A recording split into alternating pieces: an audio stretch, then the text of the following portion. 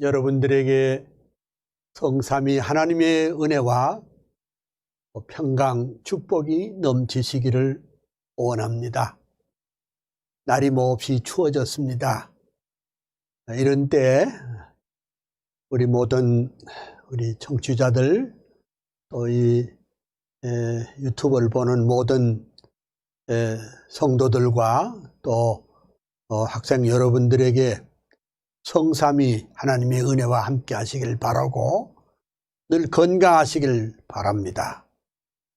주님의 성탄이 가까워지만은 모일 수도 없고 또 대면 예배를 할 수 없는 슬픈 크리스마스가 될 것 같습니다. 제가 어제 모임에서 이런 말을 들었습니다. 금년에는 아무것도 우리가 못했다. 그런데 어떤 분이 이렇게 말했습니다. 우리는 아무것도 못했지만은 지난 1년 동안 하나님은 여전히 일하고 계셨다. 제가 그 말에 큰 감동을 받았습니다. 코로나19가 어찌 될는지 아직은 알 수가 없지만은 매우 불투명합니다. 우리는 불투명하지만은 하나님께서는 이렇게 힘들고 어려운 가운데도 하나님은 일하시고 우리 주 예수 그리스도께서 당신의 교회를 힘있게 붙잡아 주실 줄로 믿습니다. 이 어려운 때에 우리가 주님 바라보고 힘있게 건강하게 또 그 실력을 쌓아갈 수 있는 여러분 되시기를 소원합니다. 그래서 오늘 먼저 성경을 읽겠습니다. 이사야 11장 1절에서 9절까지 말씀을 함께 읽겠습니다. 이새의 줄 위에서 한 싹이 나며 그 뿌리에서 한 가지가 나서 결실할 것이요 여호와의 신 곧 지혜와 총명의 신이요 모략과 재능의 신이요 지식과 여호와를 경외하는 신이 그 위에 강림하리니 그가 여호와를 경외함으로 즐거움을 삼을 것이며 그 눈에 보이는 대로 심판치 아니하며 귀에 들리는 대로 판단치 아니하며 4절 봅니다. 공의로 빈핍한 자를 심판하며 정직으로 세상에 겸손한 자를 판단할 것이며 그 입에 막대기로 세상을 치며 입술의 기운으로 악인을 죽일 것이며 공의로 그 허리띠를 삼으며 성실로 몸의 띠를 삼으리라. 그때에 이리가 어린 양과 함께 거하며 표범이 어린 염소와 함께 누우며 송아지와 어린 사자와 살찐 짐승이 함께 있어 어린아이에게 끌리며 암소와 곰이 함께 먹으며 그것들의 새끼가 함께 엎드리며 사자가 소처럼 풀을 먹을 것이며 젖 먹는 아이가 독사의 구멍에서 장난하며 젖된 어린 아이가 독사의 굴에 손을 넣을 것이라. 나의 거룩한 산 모든 곳에서 해됨도 없고 상함도 없을 것이니 이는 물이 바다를 덮음같이 여호와를 아는 지식이 세상에 충만할 것입니다. 할렐루야. 아멘. 한 절 더 읽겠습니다. 10절. 그날에 이새의 뿌리에서 한 싹이 나서 만민의 기호로 설 것이요 열방이 그에게로 돌아오니 그 거한 곳이 영화로우리다. 아멘. 참 어쩌면 참 예수님 오시기 전 딱 600년 전에 참 하나님께서는 이사야 선지자를 통해서 장차 오실 메시아의 그 위대하고 웅장한 사역을 이렇게도 적절하게 표현했을까? 참으로 하나님의 말씀은 살았고 운동력이 있어서 좌우의 날선 검과 같고 참 그 하나님의 말씀은 지금도 살아계셔서 당신의 종들과 함께하여 주시는 줄 믿습니다. 이제 본 강의에 들어가기 전에 또 제가 쓴 요한 칼빈과 아브라함 카이퍼에 대한 두 시를 낭독을 하려고 합니다. 제가 이렇게 한 이유는 제가 쓴 그 시에 우리 배우는 그 핵심 포인트가 다 기록되어 있기 때문에 그렇습니다. 그럼 먼저 요한 칼빈부터 보도록 하겠습니다. 불란서의 동북쪽에 노아연의 오랜 도시, 카톨릭의 집안에서 영명하게 태어나서 천재적인 의학실력 독서광의 칼빈 청년, 헬라어와 히브리어, 라틴어에 귀재되고 하나님의 말씀 안에 온전하게 붙들려 교부신학, 인문학에 완전하게 통달하고 27 성경으로 기독교의 강요 쓰고 개혁신학, 개혁교회 주춧돌을 세웠도다. 제네바의 생피엘의 개혁교회 목사되어 27년 세월 동안 말씀 목회 진리 수호, 양떼들을 사랑하는 진실하신 목회자로 위대하신 강해 설교, 교회 개혁 선봉되다.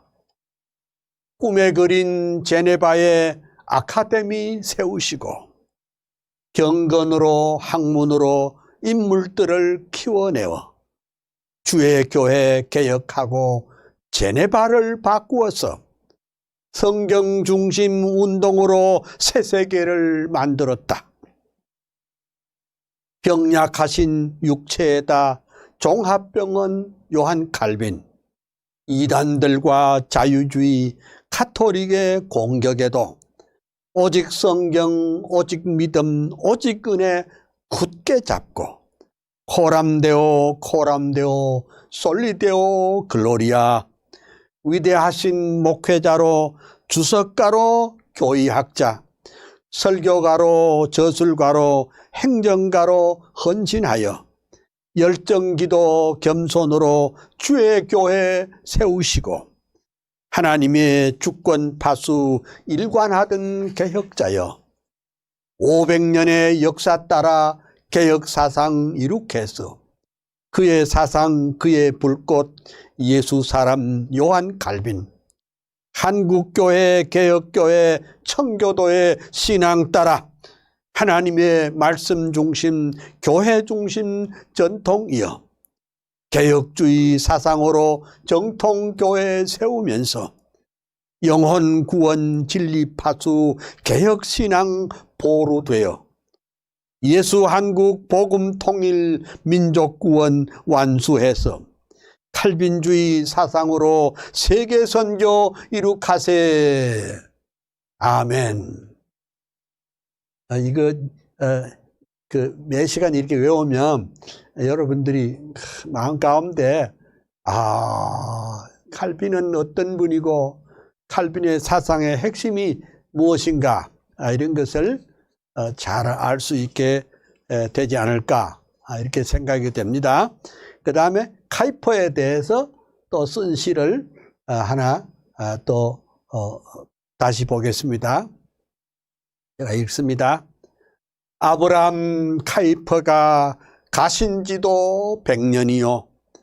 작은 나라 홀란드에 목사 아들 태어나다. 25세 칼빈 연구 최고 학자 신학 박사. 26세 목사 되어 첫 번 목회 시작하다.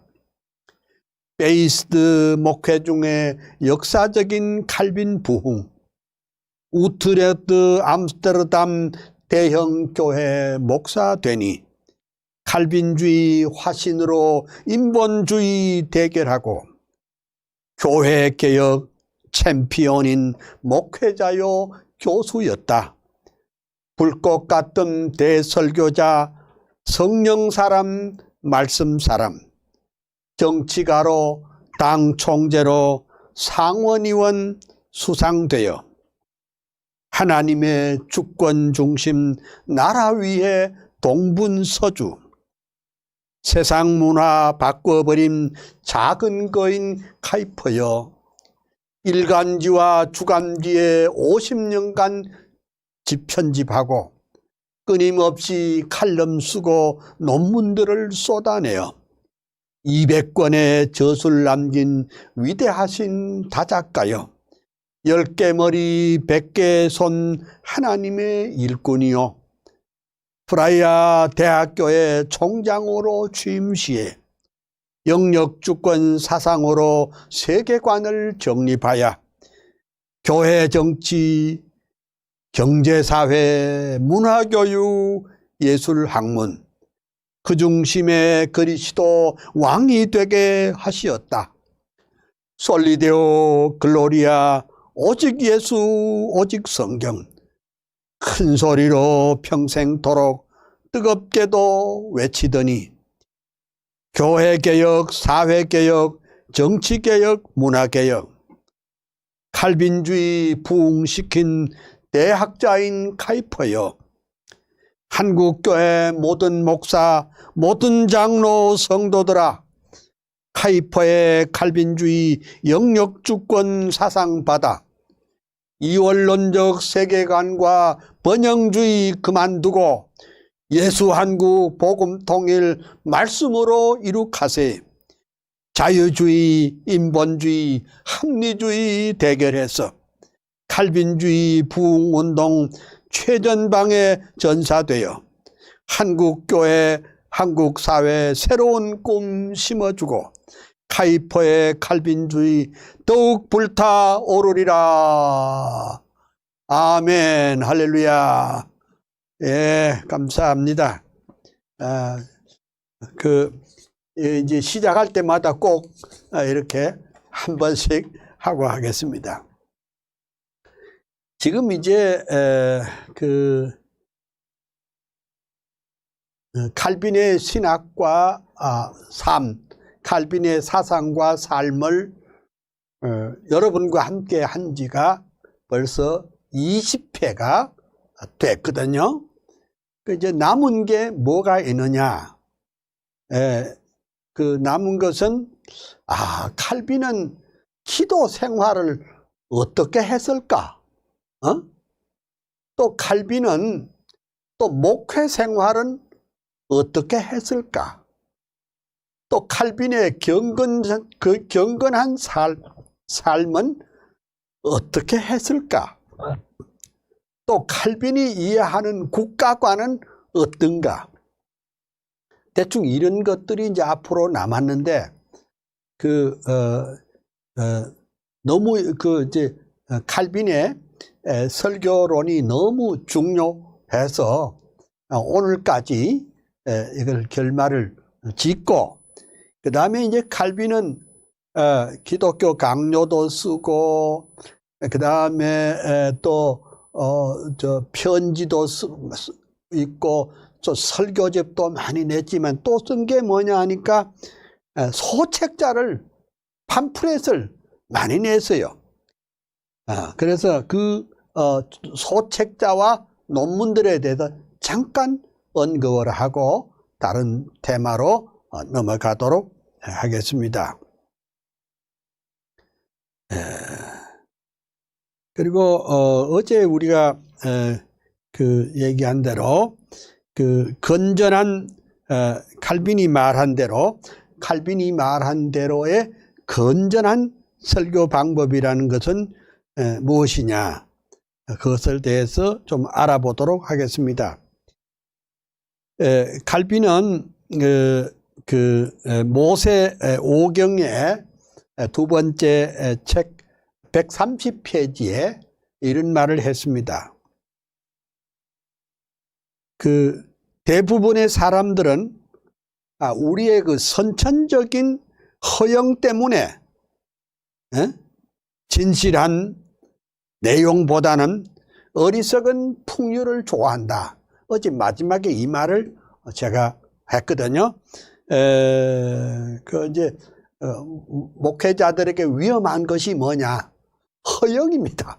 허영.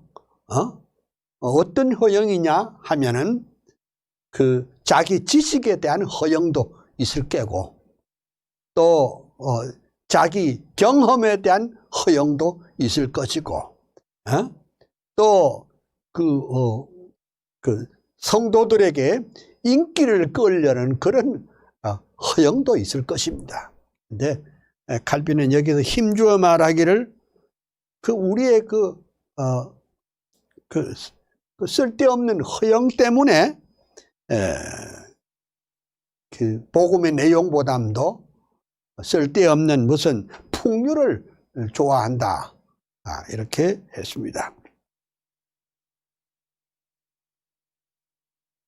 그 다음에 그 같은 책 232페이지에 성경이 아무도 이해할 수 없는 방법으로 선언될 때 성경의 적합한 사용은 왜곡되고 만다. 그러니까 우리가 그 성경의 본 뜻을 자신이 바로 깊이 깨달아야 다른 사람에게 진실하게 증거할 수 있다, 이런 얘기와 같습니다. 그리고 좀 지내가서 고린도전후서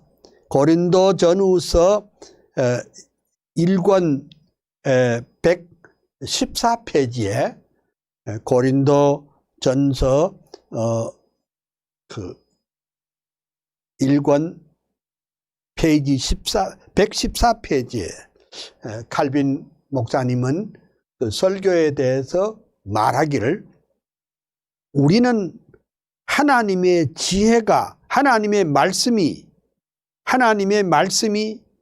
잘못 이용되거나 부패된 욕망으로 오염되지 않도록 항상 조심해야 한다, 이런 말을 했습니다. 하나님의 말씀이 잘못 이용되거나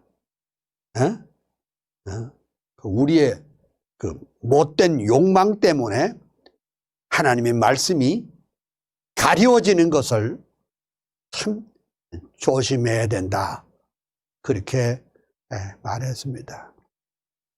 참 오늘 우리 한국 교회 보면 그 성경을 잘 알지도 못하고 그냥 자기 하고 싶은 대로 말하는 이런 경향이 있는데 그거 옳지 않다. 그 다음에 이제 칼빈은 고린도전서 고린도전서 주석 137페이지에 하나님께서는 사람들의 고한 무리로서 아니라 그의 순수한 말씀 전파로 교회가 훈련을 받게 하실 것이다. 제가 여러 번 말했지만은 칼빈은 오늘 우리 시대를 바로 옆에서 보는 것 같은 그런 말씀을 하고 있어요. 우리 한국 교회가 번영신학에 아주 취해가지고 뭘 이상한 그 심리학적인 방법으로 또는 경영학 기법으로 교회를 이끌어 가는 경우가 허다합니다. 많습니다. 근데 칼빈은 여기 순수한 말씀 전파, 즉 순수한 하나님의 말씀 선포로 말미암아 교회가 잘 훈련되기를 소원했습니다. 그 다음에 고린도전후서 같은 책입니다. 그 주석 가운데 402페이지에 말하기를 설교자들이 듣기 좋은 소리들만 한다면 하나님의 책망을 면치 못할 것이다. 그렇게 말했습니다. 아유, 참, 저는 이 칼빈의 이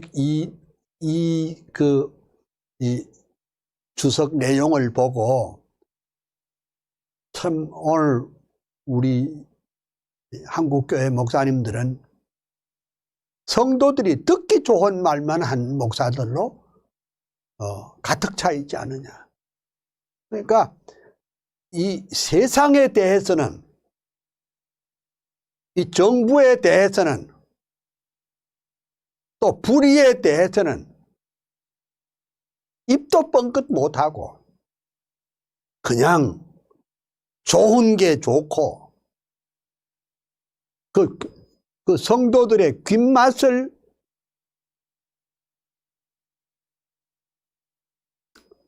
맞추어 가지고 맨날 하는 얘기가 긍정적인 사고방식으로 뭐 승리하자, 뭐 영혼이 잘됨같이 범사가 잘되고 강건하기를 축원하라. 맞기는 맞지만은 영혼 잘되는 것이 중요하기는 하지만은, 그러나 복음의 전체 내용을 가지고 하나님의 말씀을 순수하게 있는 대로 전해야지, 성도들이 듣기 좋은 말만 골라서 하는 것은 안 된다. 이것이 칼빈의 얘기입니다. 그 다음에 칼빈은 공동서신 412페이지에 또 이런 말을 했습니다.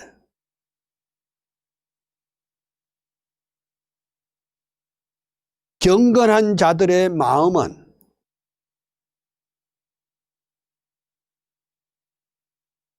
권면이 중단될 때 아주 둔해지고 버릇이 나빠진다, 이렇게 했습니다.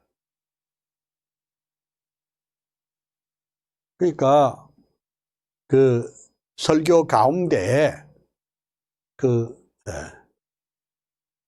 하나님의 그 권면, 그러니까 뭐 죄에 대한 책망도 있고, 그 다음에 또 우리가 이 땅에 그리스도인으로서 마땅히 해야 될 그런 삶을 사는 것을 잘 가르치지 않으면 성도들은 뭐 이렇게 살아도 괜찮구나 하는 이런 생각을 갖게 되고, 그것이 버릇이 되면은 죄와 세상을 이기는 힘이 없어집니다.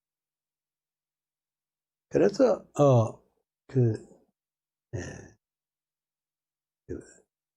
우리는 칼빈이 말한 대로 설교를 통해서 성도들을 아주 강한 훈련을 시키는 것이 중요하다. 강한 훈련만이, 그러니까 사도 바울도 경건을 연습하라고 그랬죠. 그리고 우리가 그 경기에서는 그 상을 얻기 위해서 쫓아가라고 그랬죠. 그러니까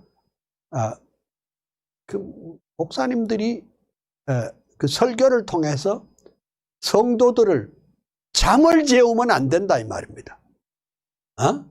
아주 편안하도록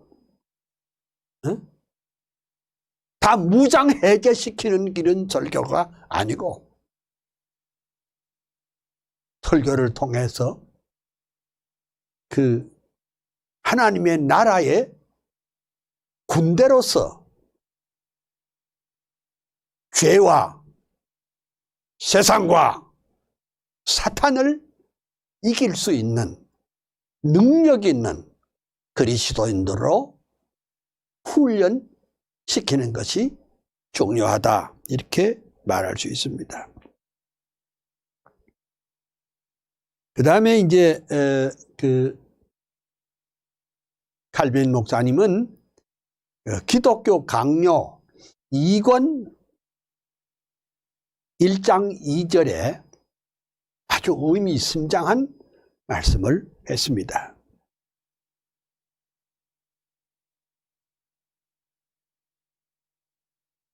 단지 우리 미덕을 공개하여 우리를 즐겁게 하는 그런 설교자들에게 관심을 가지는 자는 누구든지 자기 인식이 향상되지 못하고 도리어 최악의 무지에 빠지게 될 것이다. 그러니까 우리 한국 교회의 설교의 패턴 가운데 미담을 많이 이렇게 모아가지고, 아무개 장로는 이러고 저러고 이렇게 했는데 이러다가 복 받고 잘 살았다. 아무개 권사는 이렇게 됐는데 이렇게 해서 봉사하다가 큰 복을 받았다. 아무개 집사는 이러다가 이렇게 이런 복을 받았다. 그러니까 미담을 자꾸 말해버리면은, 그러니까 미담을 자꾸 말해버리면은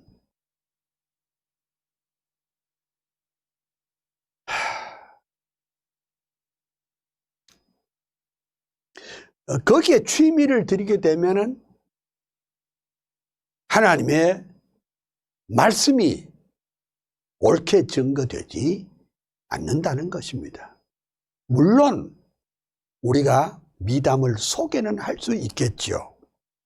그러나 더욱 중요한 것은 하나님의 말씀을 진실하게 증거한 다음에 그러면 어떻게 살아가야 할 것인가 하는데, 약간의 우리가 미담을 들을 수 있을지 몰라도 미담에서 시작해서 미담으로 끝나는 것은 그것은 옳지 않다, 이렇게 봅니다. 그 다음에 이제 칼빈은 본 궤도를 이탈한 설교는 어떤 것인가 여기에 대해서 좀 말을 하면서 그 예레미야 주석 3권 202페이지에 이런 말을 했군요. 우리는 거짓 교사들이 얼마나 거만하게 자신을 높이는가를 안다. 그래 말했습니다. 그러니까 설교자는 어느 순간에든지 자기를 높여서는 안 됩니다. 자기를 높이는 것은 곧 설교의 실패가 됩니다. 아니, 설교 중에 사람을 높이는 것도 그것은 안 됩니다. 그러면 이 설교를 통해서 오직 하나님만 높이고 예수 그리스도만이 중보자로 제시하고 우리는 하나님 앞에 연약한 그리고 부족한 그리고 미련한 양이고 우리는 죄인이라는 것을 명쾌하게 증거가 되어야 합니다.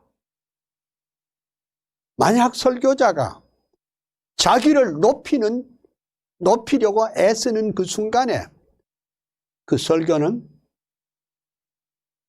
실패하고 하나님께 멀어져 갑니다. 얼마 전에 제가 말했죠. 칼빈 목사님은 설교할 때 1인칭 단수를 쓰지 아니하고 항상 1인칭 복수를 사용했다고 했습니다. 1인칭 복수가 뭐죠? 우리죠. 우리. 그러면 우리라고 하면은 설교자 자신도 그리고 성도들도 하나로 묶습니다. 그러니까 설교를 듣는 사람만 죄인이 아니고 설교하는 나도 하나님 앞에 한 마리 어린 양이라고 늘 대답하는 이렇게 겸손하게 주의 말씀을 받들었던 것입니다. 그 다음에 예레미야 주석 3권 387절에 보면은 이건 또 오늘 우리 한국교회를 향해서 하는 말씀과 너무나 같네요. 여기 이제 칼빈은 오늘날 했는데 이 오늘날이 언제입니까? 500년 전이죠. 500년 전에 오늘날입니다. 오늘날 돈만 바라는 싸움꾼들이 많다. 하나님은 정당하게 그들의 눈을 멀게 하신다. 아이고, 이것은 하나님께서 어떻게 500년 전에 칼빈은 이것을 아주 그 실제적인 것을 깨달았을까? 하나님은 정당에 그들의 눈을 멀게 하신다. 아이고, 각 교단의 총회 보면 전부 다 참 희한합니다. 예, 제가 말 안 하겠습니다. 그 다음에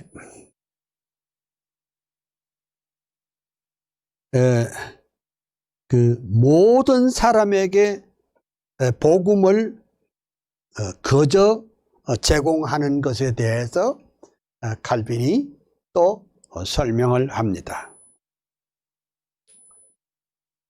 이사야 주석 4권 146페이지에 보면 복음은 무차별적으로 택함을 받은 자나 유기된 자에게 전파된다. 그러나 택함을 받은 자만이 그리스도에게 오는데 그들은 하나님의 가르침을 받기 때문입니다. 그러니까 우리가 설교할 때 누가 택함을 받았는지 누가 택함을 받지 못했는지 알지 못합니다. 그러나 설교자는 어느 쪽이든지 듣든지 아니 듣든지 낙심할 것 없고 그 모두 두 경우를 향해서 하나님의 말씀을 순수하게 전하기만 하면 됩니다. 그러면 전하면 어떻게 되느냐? 택함을 받은 자들은 그리스도에게 나아올 것이고 또 그들은 하나님의 가르침을 받을 것이고 그렇지 않는 사람은 하나님의 말씀을 받지 않을 것이다. 그렇게 했습니다. 그 에스겔 주석 113페이지에도 칼빈은 설교에 대해서 말하기를 하나님께서는 선한 사람과 악한 사람에게 차별 없이 말씀을 주신다. 그러나 그것은 택함 받은 자 안에서 성령에 의해서 역사하고 유기된 자들은 변명의 여지가 없다. 이렇게 말씀을 했는데 결국은 하나님께서 선악간의 말씀을 이렇게 증거하도록 하실 때 그 택함을 받은 자들은 어떻게 되느냐? 성령에 의해서 역사하고 성령의 역사로 말미암아 말씀이 받아진다 그랬습니다. 우리가 이 과목을 하면서 칼빈은 성령의 신학자라 그리 말했습니다. 또 아브라함 카이퍼도 성령의 신학자라 그리 말했습니다. 결국은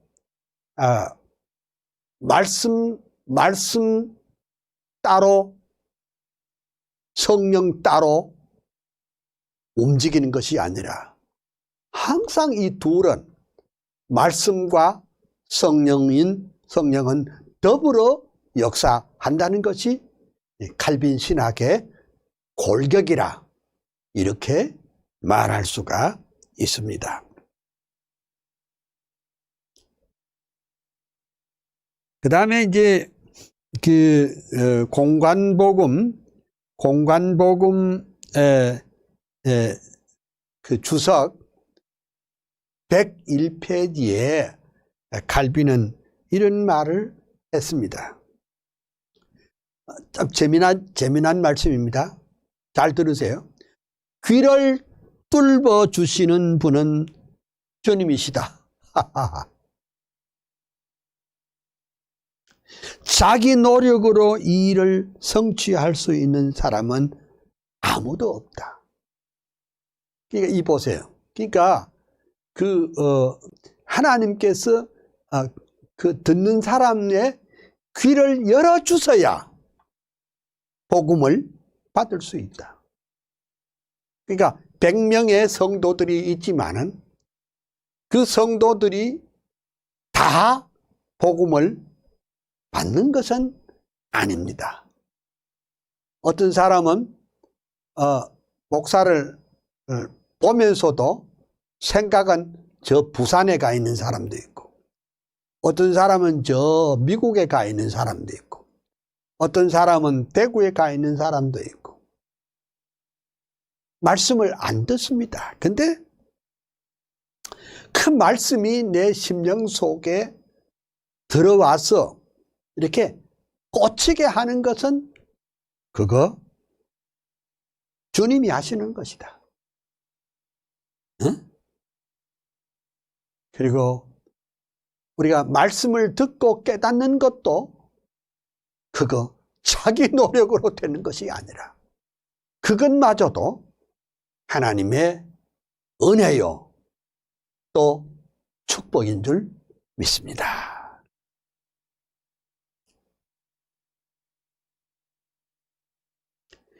그 다음에 공관복음 그 주석 101페이지에 칼빈은 이런 요지로 말을 했습니다.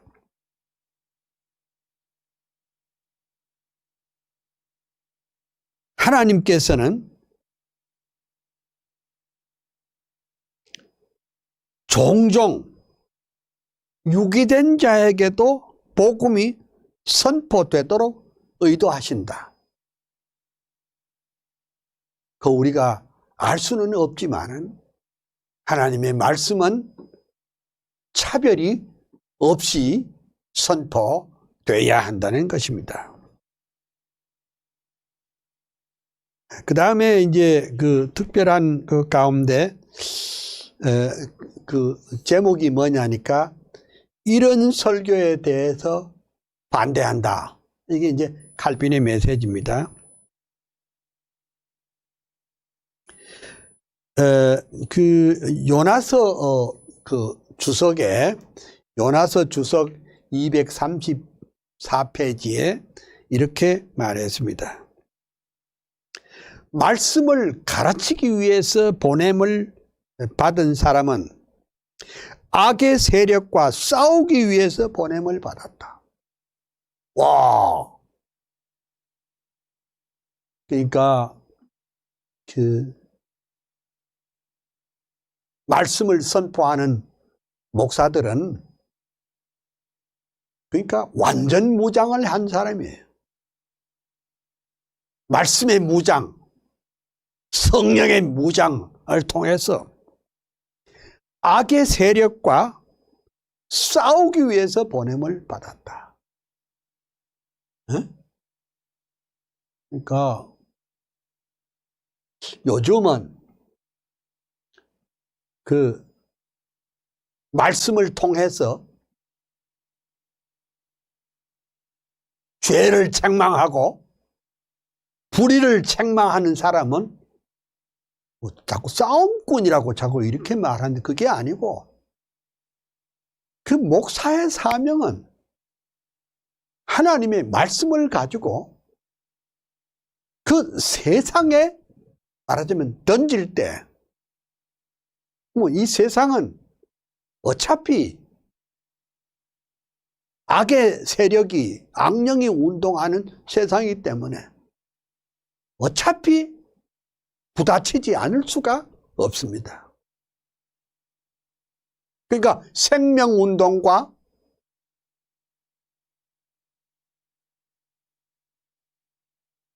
죽음의 운동, 진리운동과 비진리운동, 정의와 불의, 이 두 축이 있는데 어째 싸움이 없을 수가 있겠습니까?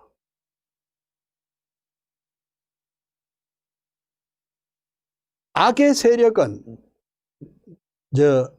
악은 우리 마음에도 있지만은 악이라고 하는 것은 공동체를 통해서 어떤 시스템을 통해서 예를 들면 그 정치하는 사람들의 그 이데올로기 안에 그 사상적으로 하나님과 멀어져 가는 그런 이 현장에서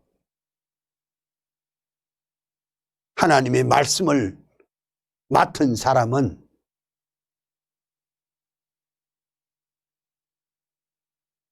악의 세력과 대결하기 위해서 최전방에 서서 외치고 진리를 지키면서 악의 세력을 짓밟으려는 그런 노력이 동시에 있어야 한다고 칼빈은 말했습니다. 그런데 칼빈 때 그런 세력이 어디 있습니까? 여기 보세요. 로마 캐톨릭이 그런 세력입니다. 로마 캐톨릭이 그런 세력이에요. 인간의 자기 노력으로 구원 얻고자 하는 이런 사람들. 그 거대한 정치적인 조직이 칼빈을 죽여버리려고 그러고, 거대한 이단 조직이 칼빈을 죽여버리려고 그러고, 예? 거대한 자유주의 운동이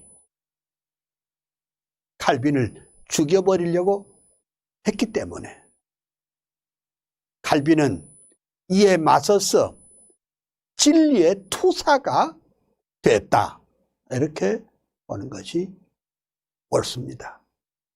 그래서 이전에 제가 한번 보여드렸죠. 칼빈의 그 초상 가운데는 약 한 80종이 있는데, 제네바에서 그린 그림은 유독하게 아주 그냥 못되게 생겼어요. 코가 빼쪽하고, 또 이렇게 또 모자도 또 이렇게 빼쪽하고, 또 눈에 흰자질이 많아가지고 꼭 사람 잡아먹을 것 같은 그런 인상이 있어요. 그 왜 그랬을까? 그때 그 칼빈의 인상이 그런 것은 전쟁 중이었다. 무엇과 전쟁 중이냐? 로마 캐토릭과의 전쟁 중에 있었고, 자유주의와 전쟁 중에 있었고, 이단과 전쟁 중에 있었다. 그리고 또 저기 하나 더 있었습니다. 그게 뭐냐? 칼빈은 불란서 사람이지만은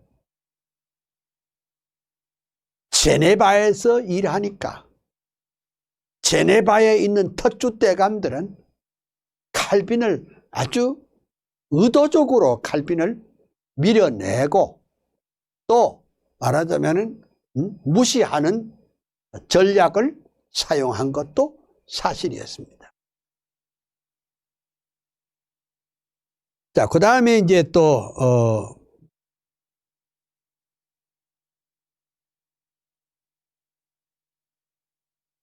공관복음 그 3권 101페이지에 말하기를, 하나님의 말씀을 거절하는 사람들은 그들의 불신앙으로 그것을 죽은 것이나 파괴적인 것으로 만든다. 하나님의 말씀을 거절하는 것이 불신앙이죠. 그 불신앙 때문에 결국은 그들은 영원한 형벌을 면치 못할 것입니다.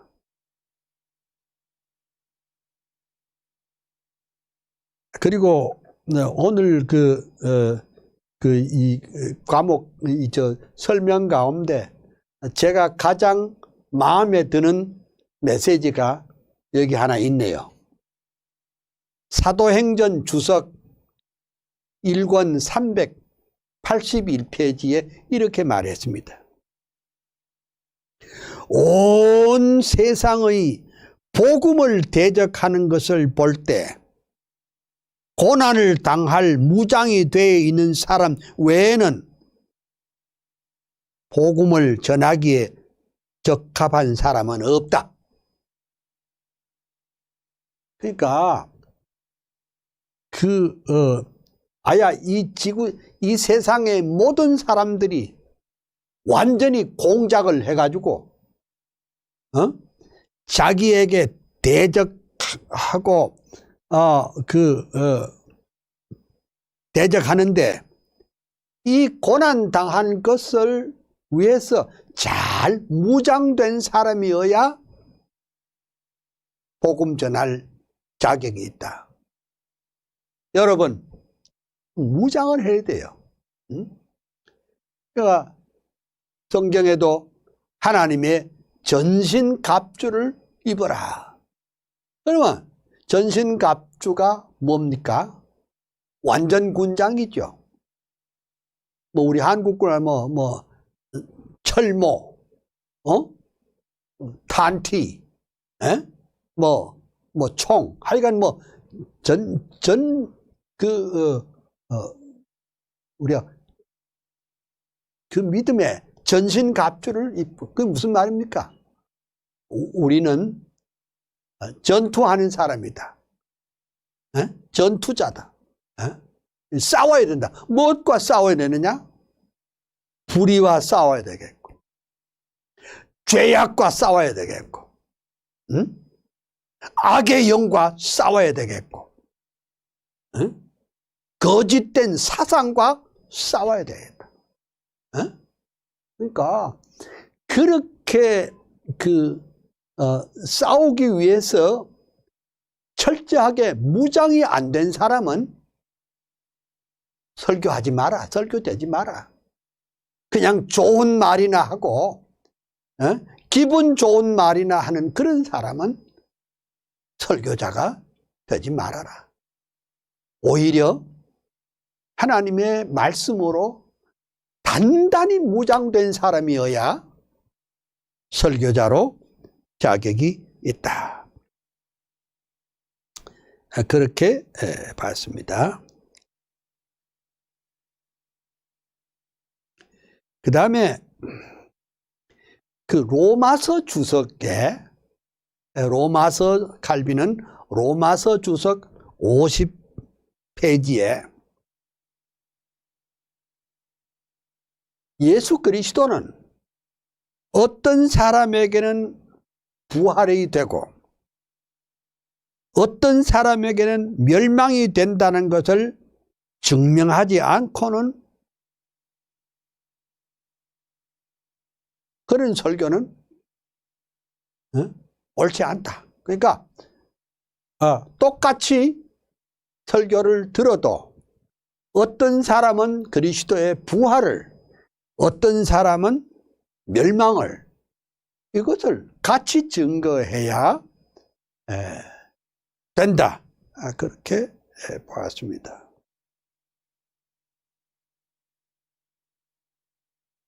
그 다음에 예레미야 주석에 이렇게 되어 있네요. 예레미야 주석 445페이지에 말씀에 신실한 목사들을 거절하는 자마다 그가 하나님을 멸시하는 자임을 보여준다. 그러니까 제가 이전에 한번 말했죠. 미국의 그 위대한 신학자 R.B. 카이퍼, 아브라함 카이퍼 말고 R.B. 카이퍼라는 사람은 이리 말했습니다. 그리스도의 몸된 교회에 상처를 내는 사람은 그리스도의 몸에 상처를 내는 것과 같다. 그리 말했습니다. 그러니까 설교자의 말씀을, 설교를 거절하면은 궁극적으로 그 목사님을 배척하는 것이 아니라 하나님을 멸시하고 배척하는 것과 똑같다. 이거 꼭 기억을 해달라. 그렇게 칼빈은 말했습니다.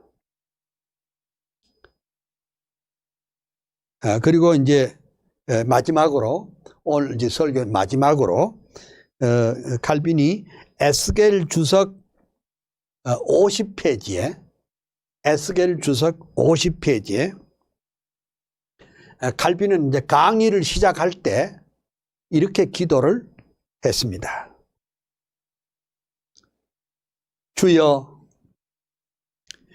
주의 지혜에 대한 하늘의 신비를 주의 영광과 우리의 건덕을 위하여 묵상함으로 경건에 참된 진전이 있게 하옵소서. 이렇게 했습니다. 저는 이제 우리가 지금 여러 시간 동안 칼빈의 설교에 대해서 이렇게 했는데 어떠셨는지 모르겠어요. 그러니까 그 칼빈의 설교론에 대해서 아마 여러분들이 소위 귀가 따갑도록 아마 철저하게 배우신 줄 압니다. 그 다음에 오늘 보면 칼빈은 우리 여기 37페이지에 나와 있죠. 칼빈의 작품들이 여럿 있죠. 그러니까 기독교 강요, 또 칼빈은 설교집, 그리고 편지. 그런데 그 외에도 칼빈은 소책자와 논문집들이 있습니다. 그러니까 소책자와 논문들은 칼빈의 사상 발전을 아는데 빛을 던져준다. 대단히 중요하다 이 말입니다. 근데 지금도 그래요. 저도 이제 책을 많이 쓴 편입니다만은 반드시 두꺼운 책이라고 중요한 건 아닙니다. 어떤 때는요, 작은 책이 그 사상의 핵심을 찌르는데 아주 좋을 수도 있습니다. 그러니까 우리가 칼빈의 그 방대한 주석, 방대한 작품도 중요하지만은 칼빈의 그 작은 소책자 논문들도 칼빈의 사상을 이해하는데 대단히 중요하다 이렇게 보았습니다. 기독교 강요 가운데 이런 말을 썼습니다. 나는 나 자신을 배운 만큼 쓰고 쓴 만큼 배운 사람들 중에 하나라. 자기는 그렇게 표현했습니다. 앞서도 제가 말했지만 칼빈은 당대의 최고 학자였습니다. 왜 최고 학자냐? 하여간 교부들의 원전을 달달 따라 외우듯이 완벽하게 정복한 사람이 바로 칼빈이었고, 그리고 또 대학 시절에 바로 인문학의 대가였습니다. 그래서 그때 인문학을 배우면서 하나님의 말씀을 또 깊이 연구를 했습니다. 다른 예를 들면 옛날에는 이제 이랬습니다. 칼빈의 기독교 강요 같은 것은 옥스포드와 캠브리지의 필독서였습니다. 그렇죠? 참 오늘날은 우리 한국의 인문과학, 사회과학, 자연과학 있어도 이거 다 모르죠. 심지어요, 신학교도요, 칼빈 공부 안 해요. 교의학이나 해석학에 조금 말하다가 그냥 한두 시간 말하다가 그만둬 버리는 게 있는데, 여러분 복 받았어요. 아니 이 칼빈의 사상과 삶을 가지고 90분짜리 강의를 20번이나 지금 했으니까 이렇게 공부해서 여러분밖에 없습니다. 또 내가 이렇게 한 것은 여러분들에게 하는 이게 처음이에요. 이게 처음이라고. 이전에 내가 CT 한 7, 8년 전에 CTS에서 평신도를 위한 강의라 그래가지고 했는데 그때 그분들이 알아먹었는지 나 그것도 잘 모르겠는데, 여러분 이렇게 아주 핀센트를 가지고 이렇게 하나 열듯이 이렇게 여러분 공부를 했으니 여러분들은 이게 교만한 마음을 가져서는 안 되겠지만은 좀 큰 소리 빵빵 쳐도 괜찮을 거. 나 공부 좀 했다. 근데 여러분 이제 내 강의 듣는 것으로 만족해서는 안 됩니다. 칼빈의 책을 많이 읽으시면 좋겠습니다. 그러면 이제 이때 논문들이 주로 어떤 성격을 가졌느냐? 아무래도 로마 캐토릭과의 논쟁하는 입장에서 썼죠. 왜? 싸우려면. 그러니까 여러분, 논리는 논리로, 그렇죠? 지성은 지성으로, 논리는 논리로, 학문은 학문으로 이렇게 싸워야 된다는 말이죠. 그러니까 이 삐딱한 자유주의자들이 뭐 논리를 들고 나올 때 우리는 경험을 가지고 그러면 안 돼요. 논리는 논리로, 지성은 지성으로 이렇게 싸워야 됩니다. 그러려면 우리가 가진 것이 뭐 많아야 돼요. 우리가 뭐 붙잡고 있는 것이 좀 많아야 돼요.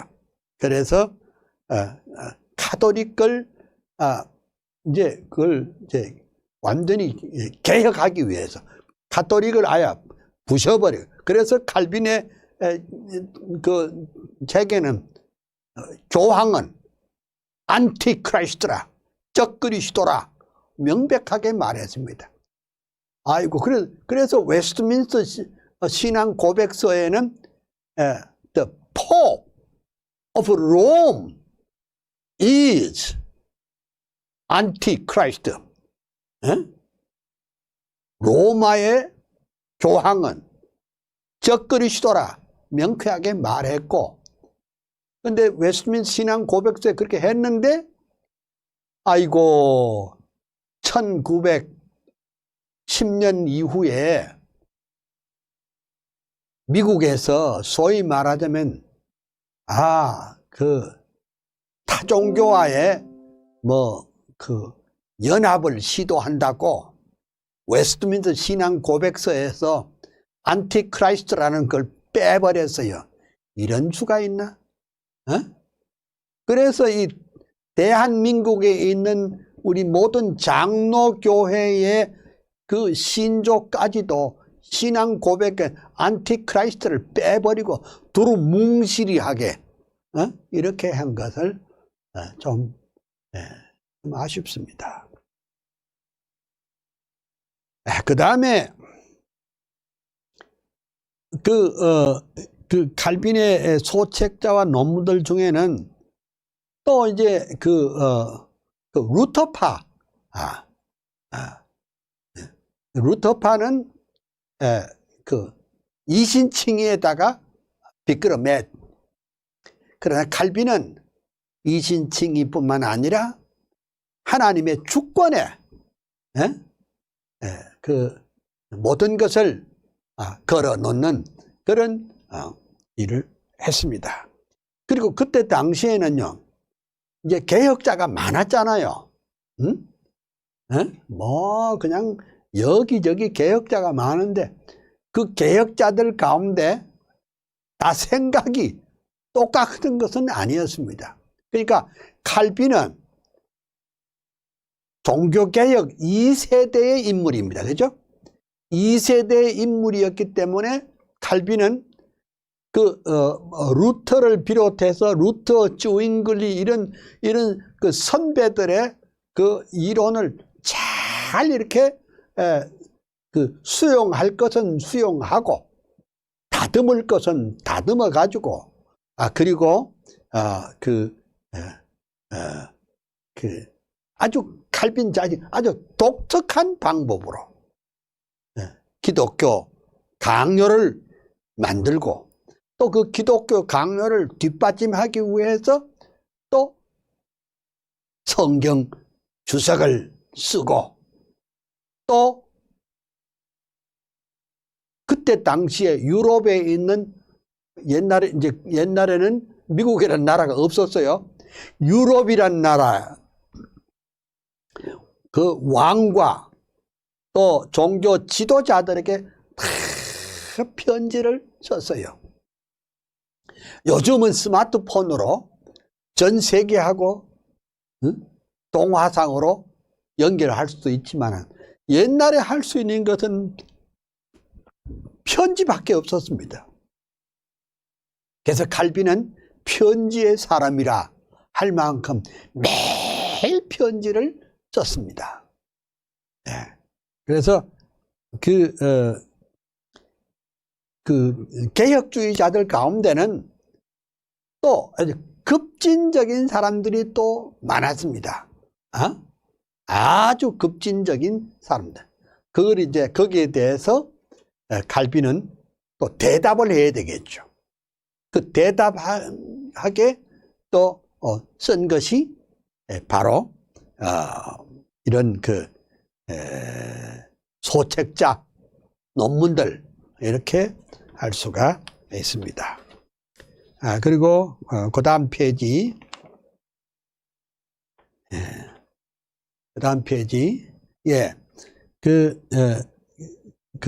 칼빈은 편지를 가장 많이 쓴 신학자입니다. 여러분 여러분 보시기에 오른쪽에 있는 그것은 칼빈의 친필 편지입니다. 칼빈의 친필 편지. 참 그때 무슨 뭐 펜이 있었겠어요? 무슨 깃털 끝을 가지고 이렇게 썼는데 얼마나 감사한지. 그러면 칼빈의 편지에는 교회 개혁은 뭐 두말할 필요도 없고 당시에 정치적 사회적 조류에 민감하게 비판했습니다. 그렇죠? 우리가 하나님의 말씀이 가장 중요하고 교회가 가장 중요하지만은 역시 정치 사회 문제에 대해서 민감하게 나타났다. 요즘 어떤 사람들은 목사들은 그 입 다물고 그냥 뭐 설교만 해라. 아니 설교의 내용이 사실은 영혼 구원은 말할 것도 없고 사회 정치 모든 것을 다 관장을 하는데 그걸 잘 모르고 있는 것 같아요. 저는 이제 제 스승 박윤선 박사하고 50통의 편지를 교환했습니다. 그 50통의 편지가 지금 칼빈 박물관에 그대로 보존이 되어 있습니다. 참 박 목사님이 세상 뜬 지도 언간 33년이 돼 갑니다만은 그러니까 이루어진 것은 지금부터 한 45년에서 50년 전 일입니다. 그런데 부족한 저에게 늘 이렇게 편지를 써서 격려도 하고 위로도 하고 또 칭찬도 하고 또 교훈도 하시고 있습니다. 근데 칼빈도 뭐 이제 그때 당시에 여러 선후배 사이에 말하자면 편지를 이렇게 썼는데 그 편지가 다 남아 있습니다. 참 감사하죠. 500년 전에 편지한 것이 다 남아 있습니다. 그 편지는 동료 개혁자들, 왕들, 그리고 왕자들, 핍박받는 교회들, 투옥된 성도들, 투옥된 성직자들, 종교서적 판매인들, 순교 죽음을 기다리는 자들에게 다 편지를 써서 위로, 격려, 칭찬, 확신을 주고 하나님의 말씀을 가르쳤던 그 위대한 일을 했습니다. 그러니까 말이 중요하지만은 글이 또한 얼마나 중요한가. 글이 세상을 변화시킨 겁니다. 칼빈의 그 작품들이 칼빈은 직접 영국에 안 가봤지만은 화란에 안 가봤지만은 칼빈의 책이 영어로 화란어로 번역돼서 거기서 말하자면 그 사람들을 목사님들의 입을 통해서 강단에서 칼빈의 사상, 칼빈주의 사상이 증거돼서 세상을 바꾸고 교회를 바꾸게 된 것입니다. 그 다음에 이제 마지막 줄 거기 보면 그의 편지에서 칼빈 신학의 국제적인 범위와 그가 끼친 영향의 정도를 우리가 평가할 수가 있습니다. 할렐루야. 감사합니다. 그 다음에 다음에 한 페이지에 넘어가면 거기 보면은 칼빈은 목사로서 스트라스버그 교회를 위해서 불어 찬송가를 만들었습니다. 그때 그 불어 찬송가가